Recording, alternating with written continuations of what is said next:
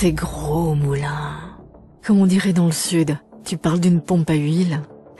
Une éolienne contient de 3 à 800 litres d'huile. De l'huile minérale ou synthétique non biodégradable, à changer tous les 3-5 ans.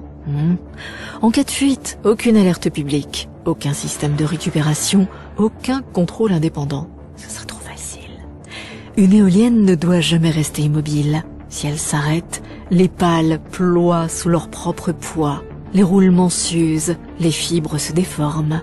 Elle doit tourner, même sans vent. Cette rotation assistée consomme de l'électricité.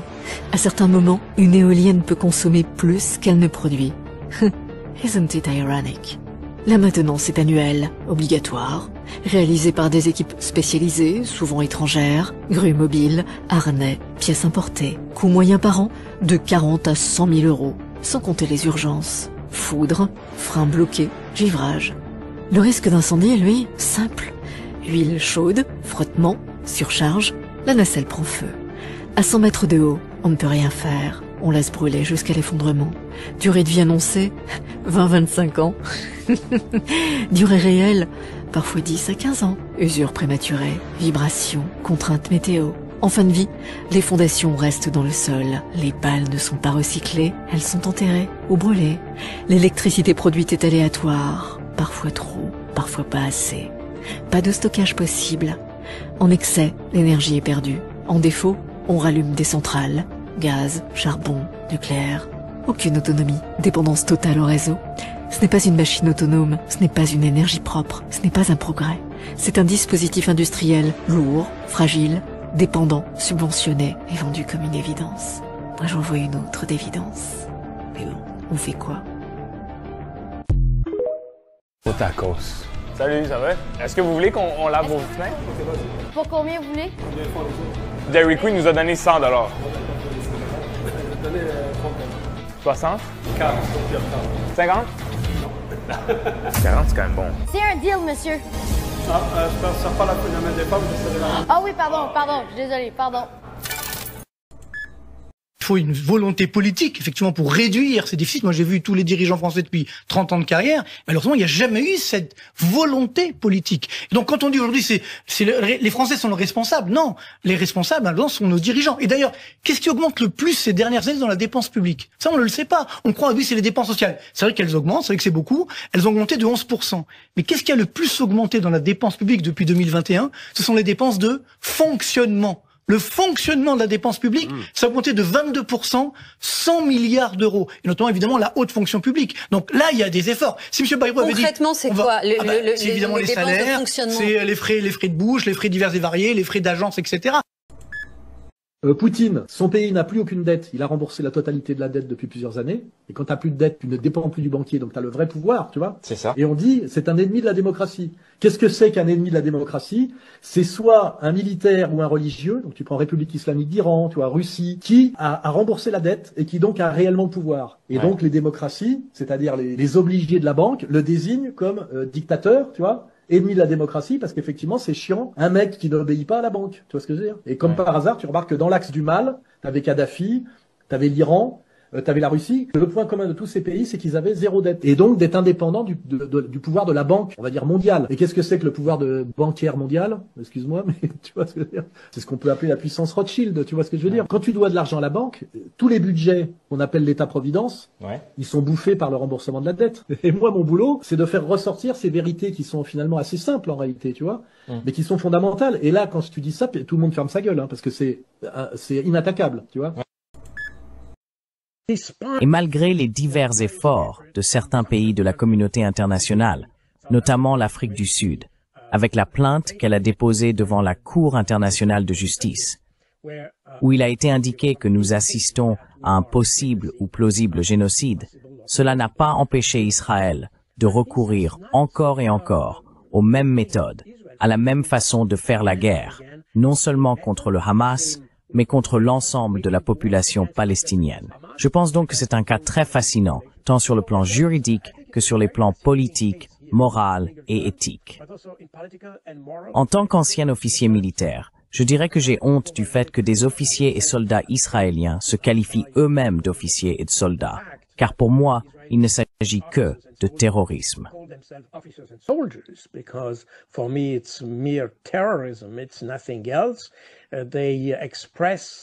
Ce n'est rien d'autre. Ils expriment une sorte de joie à tuer des enfants et des choses de ce genre. Et pas seulement maintenant, d'ailleurs. Il y a environ 10 ans, et même avant, nous avons eu des témoignages de soldats disant qu'ils tuaient ou tiraient sur des enfants à Gaza juste pour s'amuser. Juste pour s'amuser. Il y a eu un cas célèbre, je crois que c'était en 2009, où un groupe d'enfants jouant sur la plage à Gaza a été tué par des soldats israéliens. Et ils ont dit, eh bien, nous ne savions pas quoi faire, alors pour s'amuser, nous les avons tués. C'est quelque chose que nous n'avons jamais vu dans l'histoire. Je pense que même pendant la Seconde Guerre mondiale, dans les camps de concentration, les gens ne tuaient pas pour s'amuser. C'était méthodique. It was methodic. It was, you can qualify everything. Vous pouvez qualifier les choses comme vous le souhaitez, ce qu'ont fait les Allemands. Mais il ne semblait pas qu'ils prenaient plaisir à tuer des gens. Ici, c'est différent. Et c'est quelque chose d'assez unique qui rend ce conflit unique. Et la manière dont le gouvernement répond aux critiques internationales le rend unique également. Et cela va au-delà de ce que nous voyons à Gaza, car lors de la récente guerre de 12 jours avec l'Iran, et cette attaque d'Israël contre l'Iran, c'est fascinant, sachant que la communauté du renseignement américaine avait déclaré qu'il n'y avait pas d'armes nucléaires en Iran. Donc cela signifie qu'il n'y a aucune justification rationnelle ou factuelle pour déclencher une guerre, attaquer des civils, bombarder des civils et des choses de ce genre. Et je pense que c'est assez unique dans l'histoire.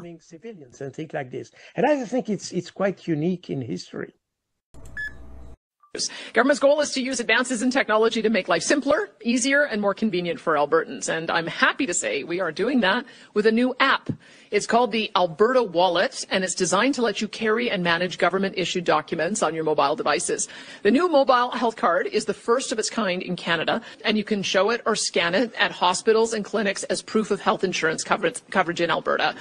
In the future, the wallet could include other documents like marriage or birth certificates, high school or post-secondary transcripts, journeyman or trade certificates, and much more.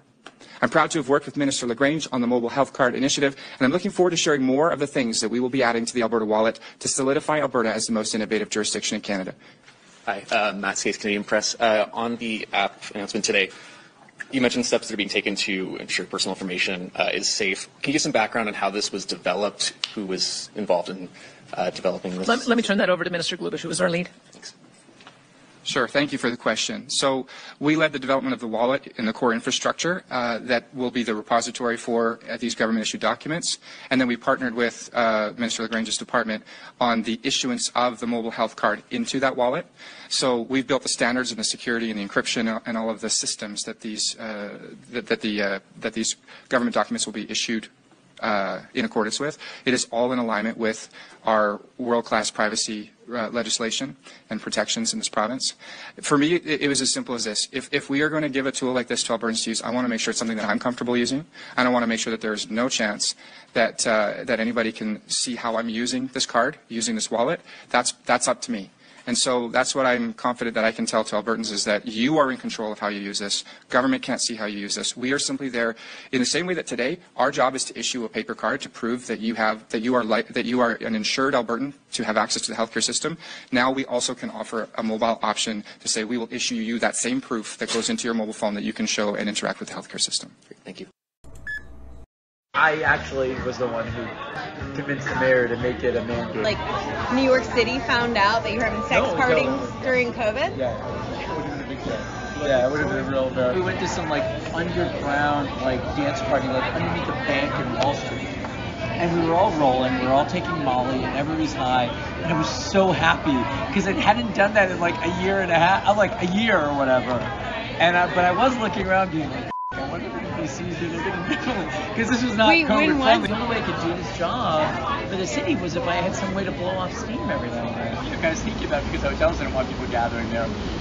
Because I was like running the entire COVID response for the city. My wife and I like had one with our friends, like in August of like that first summer. So we rented a hotel. It was fun. We all like took like, you know, Molly, and it was like 8 or 9 of us in a 8 to 10 of us in a room, and everybody had a blast because everybody was like so pent up because it had been like everybody was just like stuck together and stuff like that. And sometimes it isn't so much about like sometimes it's just something about like bodies being close to each other, like just being like naked with friends.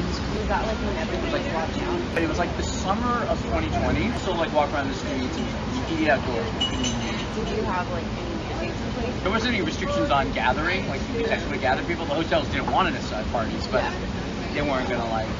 Yeah. It's so funny. It's like because I did all this like deviant like sexual stuff while I was like, you know, like on TV and all this stuff. Yeah. And people are like, aren't you afraid? Aren't you embarrassed? And I was like, no, actually, I'm like really like I love being my authentic self. So the way we do it in public health is we make it very uncomfortable to be unvaccinated. I don't expect your education to change your behavior. I'm just gonna make it really hard for you to do your job. You can't get a job. You can't go to a restaurant. You can't go to school. It's like, I'm just gonna get vaccinated. So was it technically like kind of forcing people? Yeah, that's what you force people by making it really uncomfortable.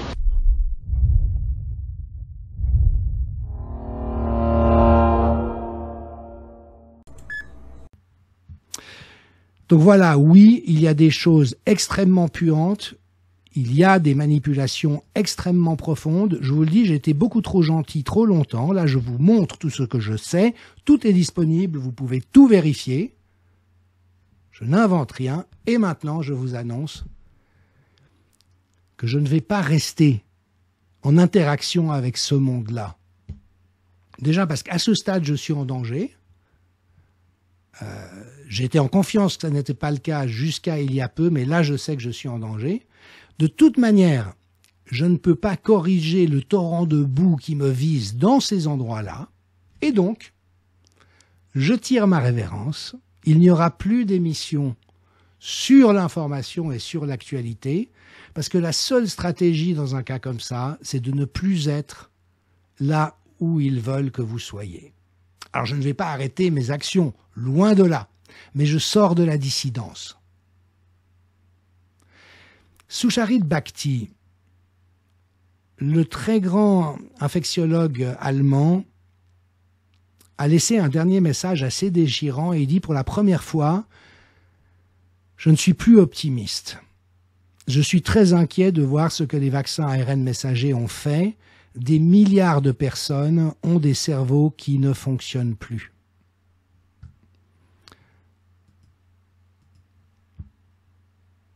Et en ce qui me concerne, j'ai mouillé ma chemise autant que j'ai pu pendant 5 ans.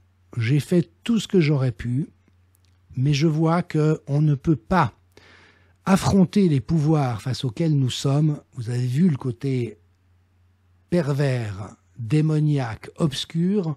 On ne peut pas les affronter dans leur plan de réalité. Et donc, je passe à un autre plan de réalité. Désormais, je ne ferai plus que des émissions sur les neurosciences appliquées, sur la spiritualité, sur la santé, parce qu'au fond, tant que nous n'arriverons pas à agir depuis un niveau de probité et d'intégrité qui nous dissocie des énergies qu'ils utilisent contre nous, nous courons le risque, comme c'est en train d'être le cas pour tant de résistants, de devenir comme eux. Ce que me fait M. Alexis Cossette actuellement, c'est ce que m'ont fait les gens du camp adverse. Isomorphes, la même chose. Les stratégies de division et de destruction de l'opposition, c'est ce que feraient les gens d'en face. Alors voilà, je vous ai tout donné, j'ai pris tous les risques, maintenant je tire ma révérence, je ne ferai plus que des propositions où il s'agira de cultiver notre conscience, notre intégrité émotionnelle, notre clarté, notre capacité de nous opposer. Alors, je peux encore vous prédire quelque chose, et d'une manière sans doute beaucoup plus fiable que les prédictions d'Alexis Cossette. C'est qu'ils vont dire « Ah voilà, maintenant qu'on l'a démasqué, il se défile, il n'ose plus rester face à nous. » Eh ouais, je vous parie ma chemise que c'est les commentaires que je vais avoir. Et vous voyez, c'est ça le fond de l'histoire. Des gens me disent, mais pourquoi vous n'allez pas parler avec Alexis Cossette? Pourquoi vous ne parlez pas avec Ariane Biran? Mais pour une raison très simple. C'est que vous ne pouvez parler qu'avec quelqu'un qui est sincère, qui est intéressé à ce que vous avez à dire, qui cherche à comprendre pourquoi vous voyez les choses comme ça. J'ai essayé 10 fois de parler à Ariane Biran en lui disant « mais je vais t'expliquer pourquoi je trouve que c'est important de respecter le fait qu'il y a quelque chose de sexualité dans la vie humaine, tout en respectant le fait qu'on ne touche pas aux... » Elle n'a jamais voulu savoir. C'était « tu as tort et je vais t'expliquer pourquoi tu as tort ». Donc quand le dialogue authentique n'est pas possible, ne perdez pas votre temps. Ça ne sert à rien et vous allez juste perdre de l'énergie. Alors voilà, je sais qu'il y a plein de gens qui adhéreront à ça et en disant ce très vilain monsieur Michel, ami de Maffezoli, et qui a osé dire que les enfants ont une sexualité, maintenant il se débine, le lâche, le vilain, le couard. Toutes vos projections vous appartiennent, je vous souhaite sincèrement d'être heureux tôt ou tard, mais en ce qui me concerne, je ne reste plus dans ce jeu. Voilà l'image qu'ont dépeint de moi. Ici à gauche, voyez, les pouvoirs auxquels on s'affronte. Je crois vraiment que nous avons mieux à faire. Il est vrai que le monde se scinde. Il y a les gens qui aspirent à mieux dans la tendresse, l'humilité, la vulnérabilité, l'ouverture d'esprit et l'appel de la vie. Et il y a ceux qui veulent toujours être plus violemment dans le même type de fonctionnement. Donc je donne rendez-vous à tous ceux qui auront envie de s'intéresser à mes nouvelles propositions prochainement. Mais quoi qu'il en soit, je lâche là le combat. Je n'ai pas vocation à me battre contre des Alexis Cossette ou des Ariane Biran ou d'autres personnes de cet acabit. J'ai mieux à faire dans la vie. J'aurai donné ma part. Je souhaite le meilleur à chacun.